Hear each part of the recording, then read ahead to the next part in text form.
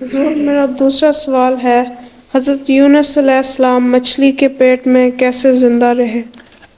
حضرت یونس علیہ السلام تو جیسے زندہ رہے، اب تو سائنسدانوں نے ثابت کر دیا ہے موجودہ زمانے میں کہ ایک ملاح بھی مچھلی کے پیٹ میں چلا گیا تھا اور 24 گھنٹے اس میں زندہ رہا، اور حضرت یونس کے متعلق تو یہ نہیں کہا جاتا کہ 24 گھنٹے تک وہ رہے ہیں۔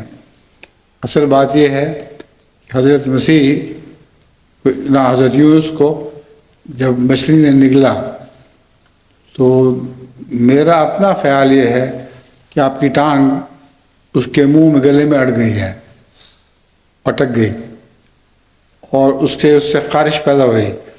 کچھ دیر کے بعد اس نے قے کر دی، تو حضرت مسیح مچھلی کے پیٹ میں اڑا دیا کہ اس کے منہ میں جا کے غائب ہو گئے حضرت یونس۔ ایک یہ میرا امکانی طور پر خیال ہے، لیکن اگر پیٹ میں بھی چلے گئے ہوں تو جیسا کہ میں نے بیان کیا ہے، اب سائنسدانوں نے ثابت کر دیا ہے کہ مچھلی کے پیٹ میں ایک آدمی کافی دیر تک زندہ رہ سکتا ہے۔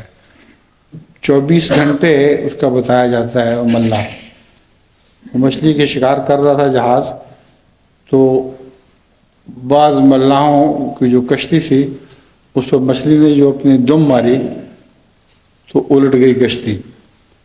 کچھ تو بھاگ کے جہاز میں پناہ گزین ہو گئے، اور 2 آدمی مچھلی نے نگل لیے۔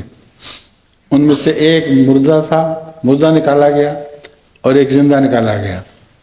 تو مچھلی کے پیٹ میں جا کر انسان کا زندہ ہونا فی زمانہ بھی ثابت ہے۔ جزاکم اللہ خیر۔